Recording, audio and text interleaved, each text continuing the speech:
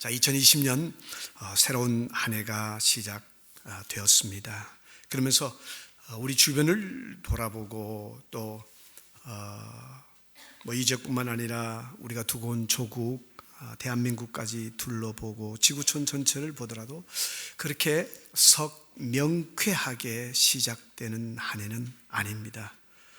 지난 금요일 날 미국이 이란의 최고위급 장성이었던 그 술레이마니 장군을 저격해서 드론으로 공격해서 사살했었습니다. 그리고 이란은 절대로 가만히 있지 않겠다라고 그렇게 싸우겠다라고 나오고 있습니다. 그래서 글들을 쭉 읽다가 보면은요, 어떤 분은 그런 글을 쓴 분도 있었어요. 야, 이러다가 3차 대전 일어나는 것 아니냐, 그렇게까지 이야기하는 분들도 있습니다. 만만치 않아 보입니다. 절대로 조용하게 지나갈 것 같지는 않습니다. 그것이 현재 미국이 처하고 있는 상황이고, 대한민국으로 들어가도 대한민국 역시 여러 가지 것들이 많이 어수선합니다. 저도 벌써 미국 온 지 이제 30년이 넘어가는데 돌아보면서요, 지금처럼 이렇게 어떻게 보면은 감을 잡기 어려운 시대가 드물었다는 생각이 듭니다. 여러분들이 어떤 뉴스를 보는지 제가 잘은 모르지만요, 한국을 가더라도, 한국 뉴스를 보더라도 여러분들이 조선일보를 보다가 한겨레 신문을 보면은 극과 극을 만납니다. 이게 도대체 어느 쪽이 맞느냐? 미국은 마찬가지입니다. CNN 뉴스를 보다가 팍스 뉴스를 보면은 완전히 반대의 논지를 기록하고 있습니다. 그래서 요즘은 어때요? CNN도 봐야죠. 팍스 뉴스도 기사를 봐야 되죠. 그리고 그래도 중립적으로 나타난다는 뉴스가 BBC 뉴스입니다. BBC 뉴스까지도 보죠. 이렇게 보면 어때요? 여기에 대충 어느 정도 가겠구나. 그러니까 대단히 혼란스러운, 그래서 사람들의 정서가 어느 쪽으로 가느냐에 따라서 점점 나누어지고, 그러다 보니까 사람들 사이에서도 대화가 잘 나가다가도 고마 정치 이야기가 나오고 이런 얘기가 나오면 서로 감정이 상하는 그런 경우들을 정말 많이 보게 되어지는 것입니다. 그래서 여러분들이 굳이 정치 이야기 하고 싶고 그러면요, 상대에게 나 30분만 빌려도, 시간 빌려줘, 내가 10불 줄 테니까, 그리고 난 다음에 30분 동안에 여러분의 정치적인 견해를 밝히십시오. 나는 지금 트럼프 대통령에 대해서 이렇게 생각합니다.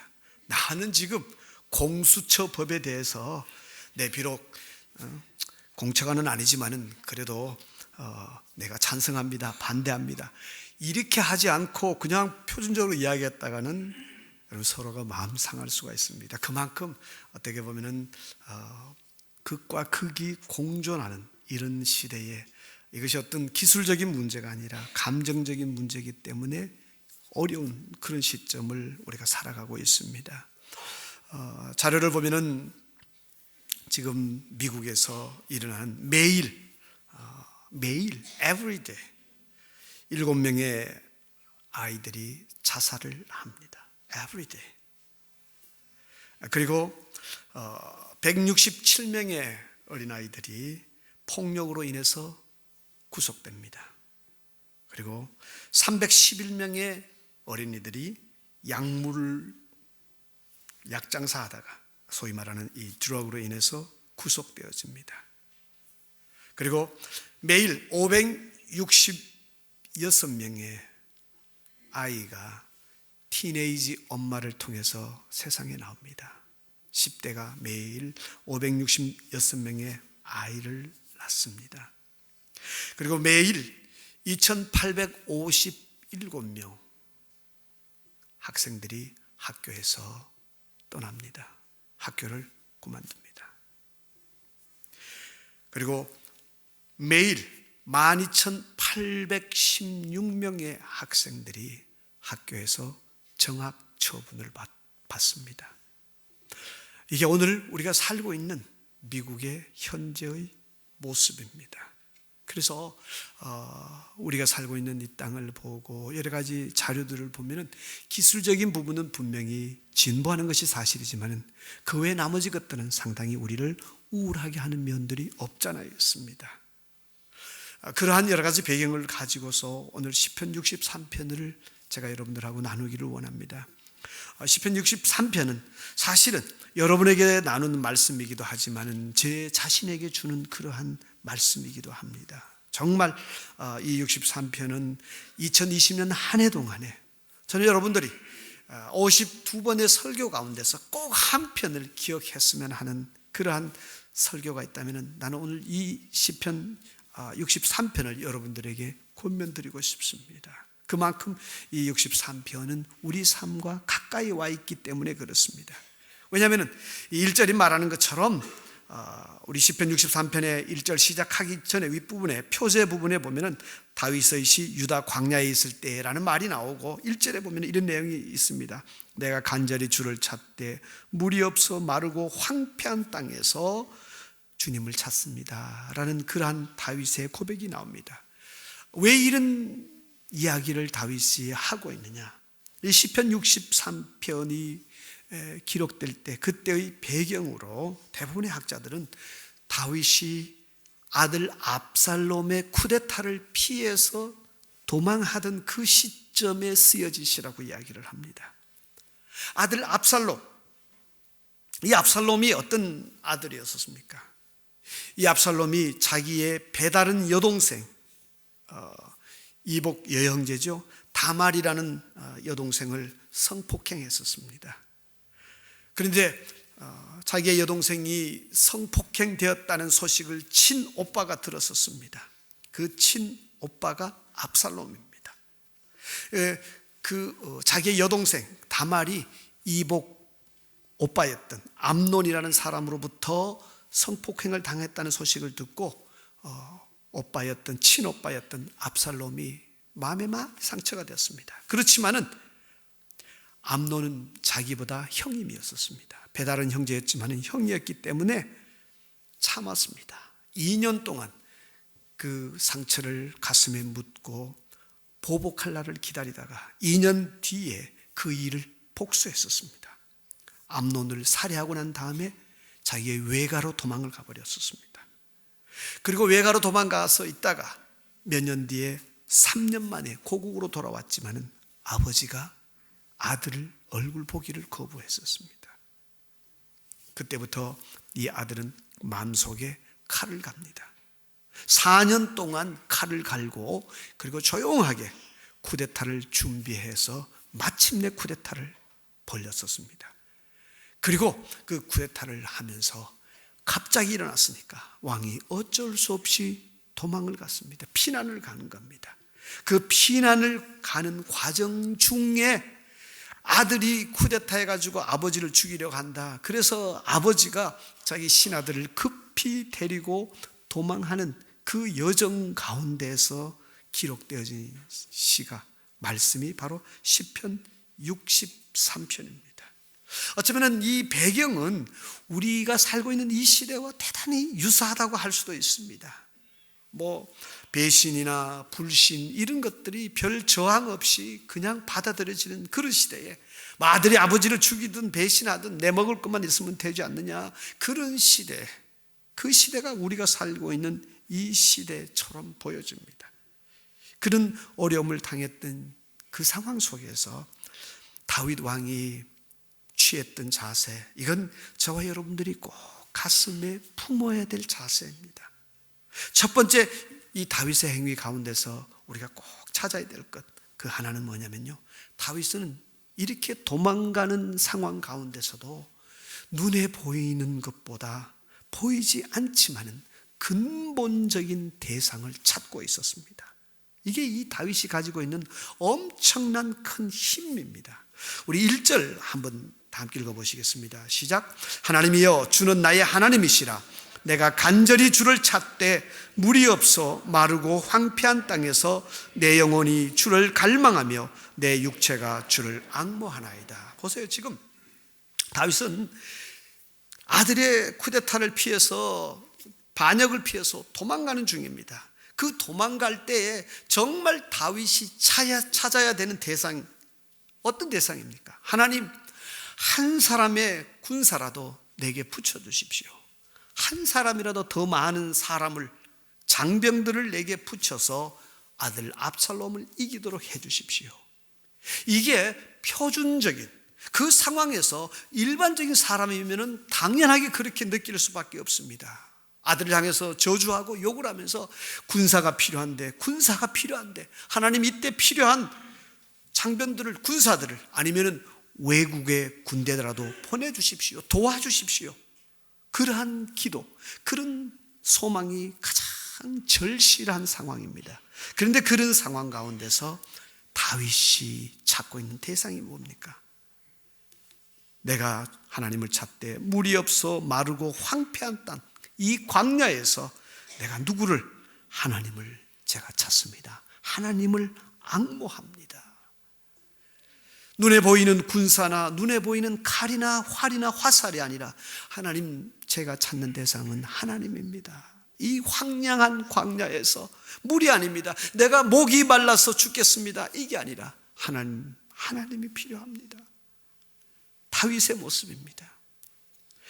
같은 시점에 이렇게 다윗이 하나님을 찾고 있었던 똑같은 시간에 아들, 쿠데타를 일으켰던 압살롬 편에서는 어떤 일이 벌어졌느냐면은, 압살롬의 책사라고 할 수 있는, 그 압살롬에게 모든 어떤 어드바이스를 해주는, 충고를 해줬던 사람 가운데서 아히도벨이라는 사람이 있었습니다. 그 사람이 압살롬과 함께 쿠데타를 일으켰고 압살롬 옆에서 계속해서 조언을 해주었었습니다. 근데 그때 아히도벨이 압살롬에게 어떤 조언을 했느냐면 이렇게 했었습니다. 다윗 왕이 아들 압살롬이 쿠데타를 했다는 소식을 듣고 반역을 일으켰다는 소식을 듣고 급하게 도망을 가면서 궁궐을 비웠습니다. 그러면서 그 궁궐에다가 10명의 후궁들을 남겨두고 갔습니다. 궁궐을 지키라, 혹은 궁궐에서 좀 있으라, 상황을 보라, 그런 뜻이었는지 모르지만은 아무튼 10명의 후궁들을 궁궐에다가 두고 다윗은 신하들과 함께 피난을 갔습니다. 근데 그 상황을, 그 내용을 이 아히도벨이라는 사람이, 이 책사가 알았었습니다. 그래서 압살롬에게 이런 제안을 했습니다. 자기의 주군이죠. 그 사람에게 무슨 제안을 하냐면은, 전하, 부왕께서 도망을 가면서, 피난을 가면서 여기 부왕의 후궁들 10명을 두었었습니다. 정말 좋은 기회입니다. 이때 전하께서 이 부왕의 후궁들을 국민들이 보는 앞에서 취하십시오. 그러면은 국민들의 마음속에 왕에 대해서 감히 이상한 생각을, 다윗을 도와야 되겠다, 그런 생각을 절대 하지 못할 것입니다. 왜냐하면 아들이 얼마나 마음에 원이 쌓였고 증오가 있었으면 아버지의 부인들을 취할까, 그러한 감정을 만들어내기 위해서 부왕의 후궁들을 취하십시오. 그런데 그거 취하는 것도 왕궁 깊은 곳에서 취하지 말고 옥상에다가 텐트를 치고 거기서 취하십시오. 아히도벨이라는 사람이 제안을 했습니다. 그런데 그 아히도벨의 제안을 압살롬이 받아들입니다. 저는 이 두 사람의 모습, 그걸 보면서 이건 벌써 끝난 전쟁이다. 사람들의 눈을 의식해서 사람들의 마음을 어떻게 해보기 위해서 하나님 앞에서 취해서는 되지 않는 그러한 행동도 서슴지 않고 취하는 이 사람이, 이 그룹이 얼마나 오래 가겠느냐. 우리가 아는 것처럼 결국 압살롬은 실패했습니다. 반역에 실패했고 아히도벨은 나중에 압살롬으로부터 밀려나고 스스로 자기 생명을 끊습니다. 그렇게 해서 생이 끝이 납니다. 우리는 앞으로 살아가면서 이 한 해 동안에 이런 상황들을 여러 번 만날 수 있습니다. 어떤 선택의 순간에 있었을 때에 저는 여러분들이 이 압살롬처럼 눈에 보이는 것, 아히도벨이 제안했던 것, 눈에 보이는 것, 귀에 들리는 것, 우선 보기에는 대단한 설득력이 있습니다. 그럴듯해 보입니다. 그러나 하나님 앞에서 그건 취해서는 되지 않는 일이었었습니다. 압살롬의 인간 됨됨이가 여기서 나타나는 것입니다. 그가 아버지를 대항해서 반역을 했더라도 아히도벨이 그런 이야기를 했을 때, 이 사람아, 내가 아무리 아버지를 대항하는 그러한 패역한 아들이라고 하더라도 내가 취할 것이 있고 취하지 않을 것이 있다. 내가 하나님 앞에서 이 죄악까지는 내가 지지 않을 것이다. 그렇게 하고 썼더라면 어쩌면 압살롬을 하나님이 세워주었을지도 모릅니다. 근데 압살롬도 그러지 못했었어요. 그 상황에서 아히도벨이 내밀었던 그 제안, 그걸 받아가지고 그렇게 쉽게 넘어가고 하나님의 마음을 아프게 하고 자기 인생을 망쳤었습니다.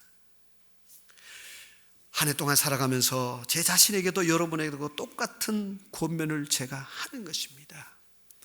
우선 보기에는, 우선 먹기에는 곶감이 달다고, 사람들에게 의지하고 싶고 사람들을 내 편으로 만들어야 되고, 그래서 여러분들이 무언가 하고 싶을 수도 있습니다. 그러나 그거보다 더 중요한 것은 내가 지금 하나님의 뜻을, 보이지 않지만은 하나님의 뜻을 좇고 있는지, 내가 하나님을 찾고 있는지 사람을 찾고 있는지, 이 중심을 먼저 점검하셔야 됩니다. 여기서 우리가 실패하면은요, 껍데기는 화려할 수 있을지 모르지만 몇 날 못 가서 다 깨어집니다.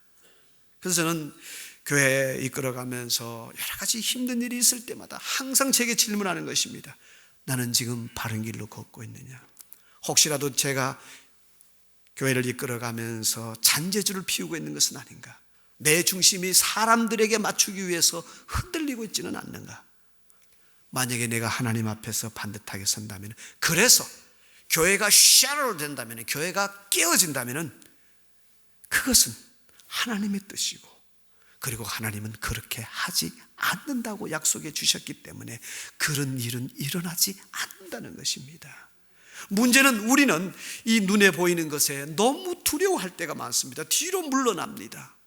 그래서 무릎을 꿇고 하나님의 뜻을 접어둘 때가 있습니다. 한 해 동안 그렇게 하지 마십시다. 비록 보이지 않고 들리지 않지만 이 황량한 광야에서 하나님, 제가 물이 필요합니다. 하나님, 제게 한 사람의 군사라도 더 보내주십시오. 이것이 아니라 하나님, 저는 하나님의 도움이 필요합니다. 주님의 도움이 필요합니다.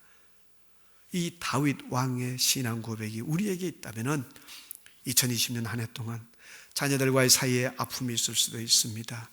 교우들과의 관계에서 금이 나갈 수도 있습니다.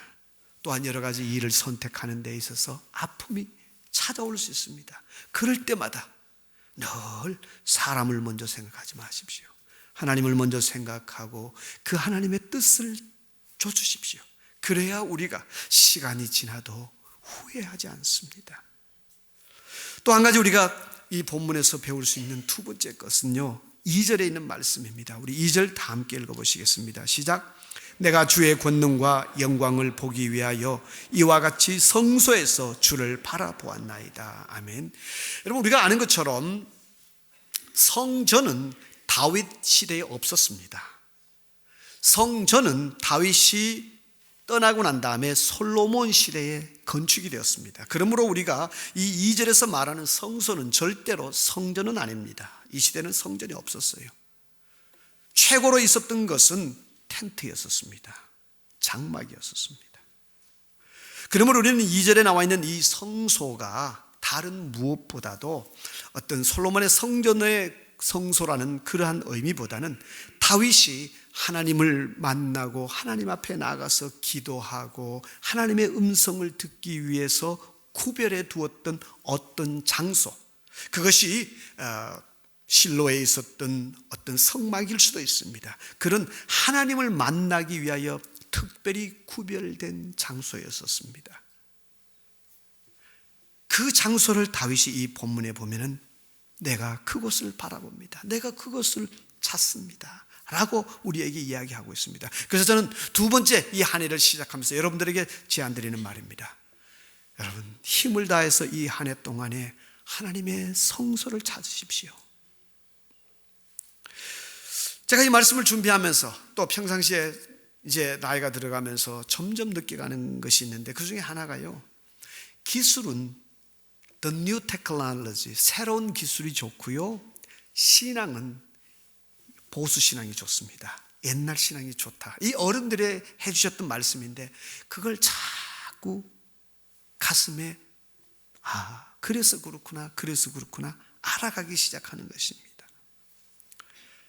우리는 흔히 하나님을 만나는 곳으로서 성소를 이야기했을 때 많은 사람들은 성소 또 예배당, 그게 특별한 곳이 예배당이냐, 하나님은 무소부재하시기 때문에, 하나님은 모든 곳에 다 계시기 때문에 우리 집에서도 성소를 가질 수 있고 직장에서도 성소가 되어질 수가 있고 그렇게 이야기를 합니다. 신학적으로는 맞는 얘기입니다. 그런데 문제는 우리는 그렇게 새로운 신학을 정립하고 난 다음에 그 다음에 우리 자신들은 아무것도 성소로서 실제로 성소를 가진 삶에는 실패합니다.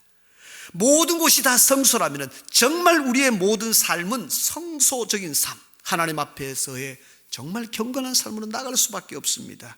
그런데 오히려 모든 것이 성소라고 주장하고 신학을 가지고 살아가는 우리가 오히려 우리의 할아버지 할머니 시대 예배당을 더 거룩하게 여기고 내 집보다는 예배당이 더 거룩하다고 생각했던 일견, 신학적으로는 어리석어 보이는 그 시대보다도 영적으로는 훨씬 더 천박하다는, 이걸 우리가 어떻게 설명할 수 있습니까? 만인 제사장을 주장하면서 그렇게 해서 우리 모두가 제사장입니다, 하나님 앞에서 제사장의 삶을 살아야 됩니다라고 신학적으로 정립했던 종교개혁 이후에 많은 신앙인들이 너도 제사장이요 나도 제사장이니까 다 똑같이 제사장이다, 그러니까 똑같이 평균을 낮추어서 같이 어울려서 세상 가운데 살아가자, 이렇게 추락되어진 시대가 우리의 모습입니다. 성소도 마찬가지입니다. 차라리 내 삶에서 모든 것이 다 성소다, 모든 것이 다 하나님이 계시다, 안방에도 계시고 응접실에도 계시고 화장실에도 하나님은 계시다라고 이야기하면서 실상 자기 삶에 아무 곳에서도 하나님을 두지 않는 그런 신앙인으로 살 거면은 차라리 하나님은 우리 집에는 안 계셔, 여기는 내 맘대로 사는 집이야, 하나님은 예배당에 계셔, 그리고 예배당에 와서 하나님 앞에 경건함과 두려움을 가지고 예배하는 사람이 더 반듯한 사람이 될 가능성이 높습니다. 모든 곳에 하나님이 계시다라고 말하면서 전혀 하나님이 계시지 않는 그런 식으로 하나님을 무시하고 짓밟는 그 신앙 속에 무엇이 삭틀 수가 있겠습니까? 모든 곳에 하나님이 계시는데 굳이 주일날 예배당에 가야 되느냐? 하나님은 우리 집에도 계셔.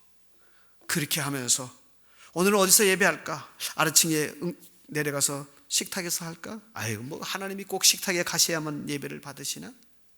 오늘은 그냥 누워서 침대에서 하지, 약간 허리도 아픈 것 같고, 그렇게 하면서 조금씩 우리는 하나님을 얕잡아 보기 시작합니다.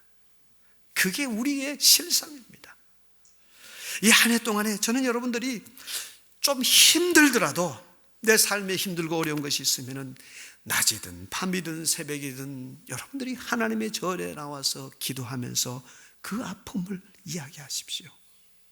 여기서 내가 이 하나님의 전에서 하나님 이 문제를, 이 아픔을 제가 풀어보겠습니다.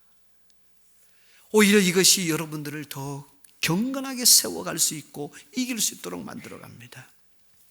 지금은 우리가 많이 사라졌고 또 이민자의 길이기 때문에 그렇습니다만은, 제가 한국에 있었을 때는 30년도 더 됐죠. 그 전에는요 1년 새해가 이렇게 바뀌면은 대학 시절이었는데도 기도원에 갔었습니다. 한 1월달 중에 기도원에 가서 2박 3일 정도 금식하면서 기도했었습니다. 이런 질문을 합니다. 사람들이 한국에 있는 지금 할아버지 할머니들 그 꼰대 시대에 사람들 금식기도 3박 4일 열흘씩 40일 하면 뭐해? 금식 안 한 나하고 비교해봐라. 뭐가 차이가 나냐? 금식하고 난 다음에 또 싸우는 게 똑같이 싸우고 사기치는 건 똑같이 싸우는데 금식을 왜 하냐? 그렇게 막 공격하기도 합니다. 일면 그런 면들도 있습니다. 그래서 그 이야기를 듣고 맞네, 금식이 왜 그렇게 또 따로 그렇게 하냐, 더 많이 배부르게 먹고 더 열심히 기도하면 되지, 그렇게 하면서 조금씩 이상하게 땜빵을 하면서 우리는 서서히 기도 자체를 멀리하게 되어졌습니다. 80인생 살아가면은 대체적으로 8만 번 이상의 밥을 먹습니다. 그 8만 번 이상의 식사하는 중에서 단 10번이라도 하나님의 뜻을 찾기 위해서, 비록 내가 그 뜻대로 살지는 못했다고 하더라도 그 하나님의 뜻을 찾기 위해서 10개의 식사를 끊고 5개의 식사를 끊고 하나님을 찾아보는 그 마음이 우리 시대는 사라져가고 있다는 것입니다. 이 새로운 신실하게 의해서 그게 왜 필요하냐, 등 따스게 배부르게 먹고 더 큰 소리로 기도하면 되지라고 말하고, 아무도 등 따스고 배부른 상태에서 큰 소리로 기도하지 않고 큰 소리로 영화 보러 가고, 그래서 우리의 교회가 텅 비어지기 시작하고 우리 시대가 영적으로 뱅크럽, 부도가 나고 파산이 나는 것입니다. 그러므로 여러분, 오늘 말씀 보면서 다윗이 하는 고백, 그의 울부짖음을 들을 필요가 있습니다. 하나님, 제가 성소에서 주를 바라봅니다. 하나님, 이 아픔 가운데, 이 질병 가운데, 이 경제적인 위기, 인간관계의 끝점에 서서 하나님을 제가 바라봅니다. 이 예배당에서 주의 은혜를 사모합니다. 다른 곳에서는 주님을 만날 수 없기에 제가 오늘 이곳에 나와서 주님을 사모하고 주의 은혜를 갈망합니다. 2020년 한 해 하나님의 예배당 여러분들이 힘을 다해서 찾을 수 있기를 주의 이름으로 축복합니다. 우리 선배들은 이런 이야기도 있었습니다. 저도 100% 동의는 하지 않았었어요. 주일 되면 꼭 모교회 가서 예배 드려야 된다. 어디 가더라도 주일 되면 꼭 모교회 가서 예배 드려야 된다. 그런 교육을 저도 받고요. 사실 젊은 시절에 그게 별로, 참 별산 다 있다, 하나님이 어느 교회는 안 계시나, 그렇게 생각했습니다. 그렇게 하면서 또 저도 그런 관점을 가지고 목회를 해왔었습니다. 그런데요, 이게 시간이 지나면서 보니까 조그마한 틈을 열어주면은, 우리는 죄인이기 때문에 요 틈을 벌리고 또 벌려가지고 아주 그냥 대문짝으로 만드는 게 우리의 신앙의 패턴이에요. 꼭 주일날 모교회 갈 필요가 있느냐, 그렇게 되면서 자유로워졌습니다. 그리고 우리가 여행하는 가운데서도 어느 교회든지 찾아가서 예배하면 됩니다.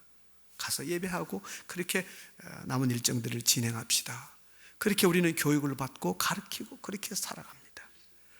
근데 이제 그렇게 가다가 보니까 여행을 하면서 다른 교회 가도 됩니다. 그 다음에 나오는 생각은 뭐예요? 다른 교회까지 갈 필요가 있느냐? 무소부재하신 하나님이 오늘 이 호텔에도 계시는데, 그러면서 호텔에서 오늘은 무슨 말씀을 볼까? 호텔이니까 찬송가는 시끄러워서 안 되고 성경, 이렇게 하면서 우리는 서서히 병들어가는 것입니다. 제가 여러분들에게 말씀드리는 것은 모교회로 꼭 돌아와야 된다라는 이걸 여러분들에게 요구하는 것이 아니라 그 정신 중심을 보시기 바랍니다. 어쨌든 하나님이 계신 예배당, 내가 몸담고 있는 믿음의 공동체를 가슴에 품고 섰던 우리의 선조들의 믿음이 절대로 불필요한, 쓸데없는 그러한 꼰대들이 했던 행위가 아니라는 것입니다. 그걸 꼰대라고 해서 다 버리고 난 새로운 시대는 결국 호텔에서 예배도 없애버리고 아무것도 없고 자기들끼리 살아가는 그런 시대로 그렇게 우리와 우리 자녀들이 추락하고 있는지도 모릅니다. 추락하고 있습니다. 주일날 예배할 때도 아침에 일어나서 샤워도 하지 않고 그냥 슬립 하나 끌고 교회 옵니다. 그랬던 같은 사람이 친구 결혼식에 갈 때는 미용실을 10번도 더 들락달락합니다. 이 모순을 우리가 어떻게 설명할 것입니까? 진지하게 생각해 봐야 됩니다. 우리는 하나님을 너무 만만하게 내 손 아래서 눌러서 만들 수 있는 그런 분으로 생각합니다. 다윗 생각해 봅시다. 한 해 동안 전 여러분들에게 권면합니다. 예배당 무시하지 마십시오.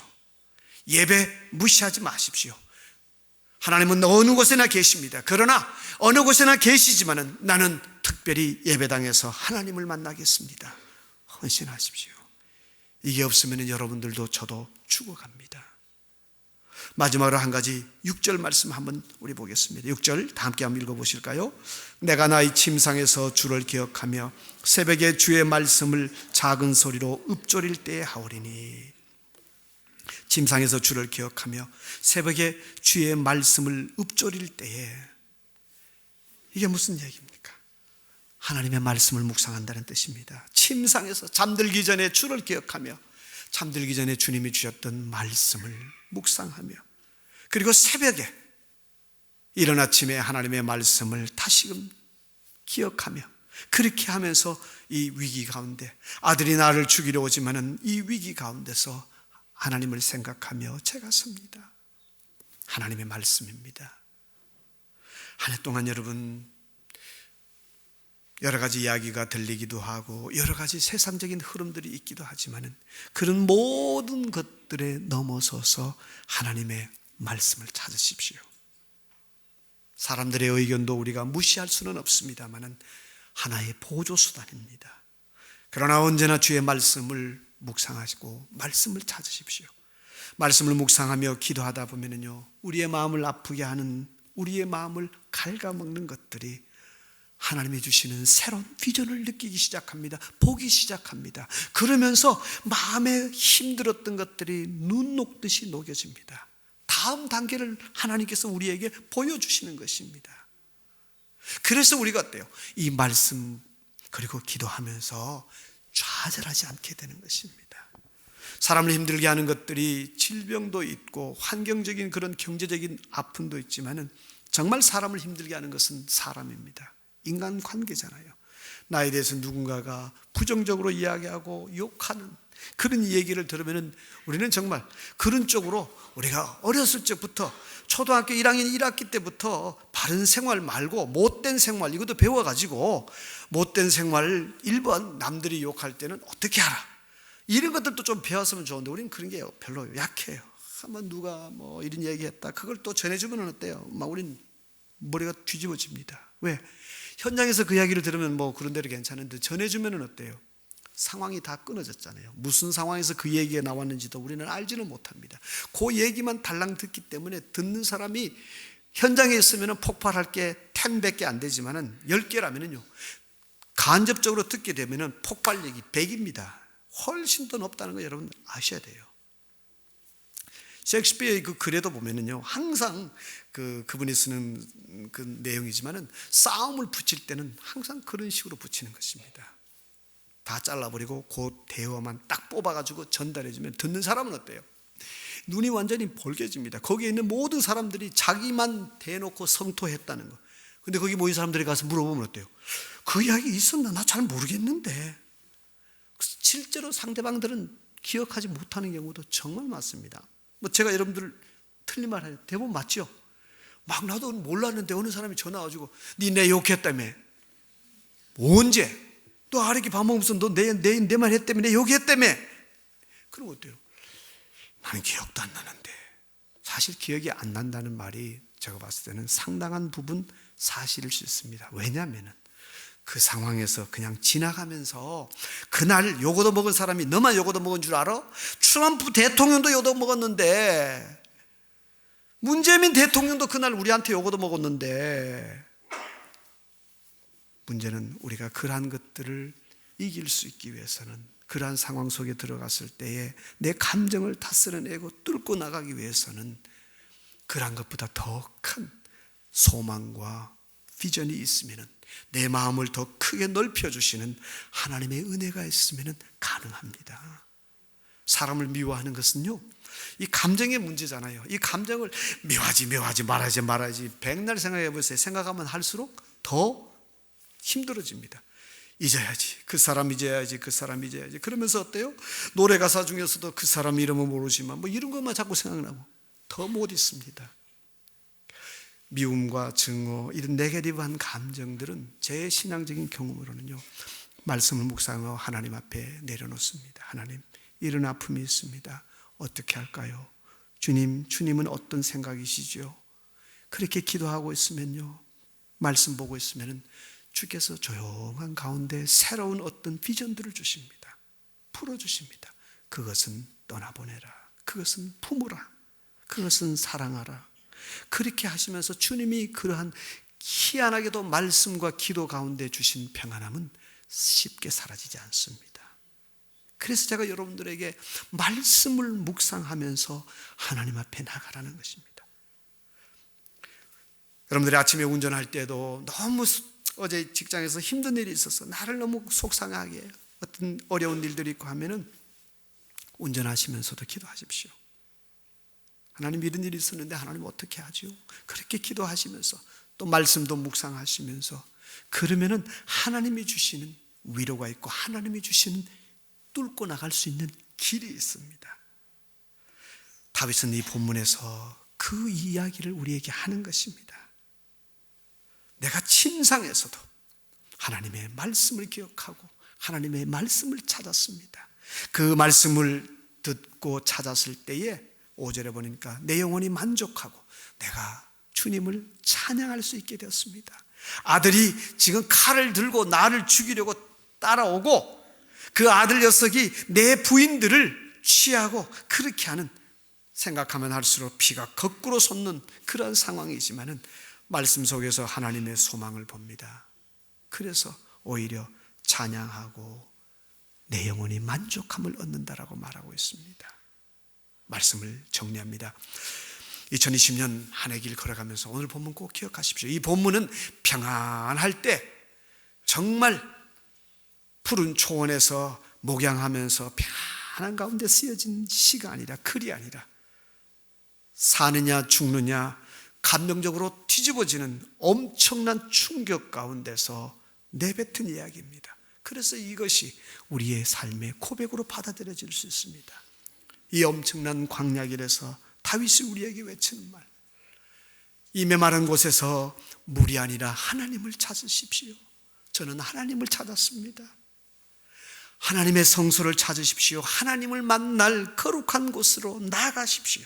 교회로 나가십시오. 하나님의 말씀에 집중하십시오.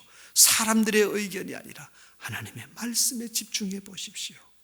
그것만이 우리가 살아날 수 있는 2020년 한 해를 이겨나갈 수 있는, 2020년 한 해가 아니라 내 인생에 있어서 하나님의 뜻을 쫓아 살아가는, 그래도 가치 있는, 하나님이 보시기에 정말 가치 있구나 라고 인정받을 수 있는 그러한 한 해를 우리가 만들어 갈 수 있을 것입니다.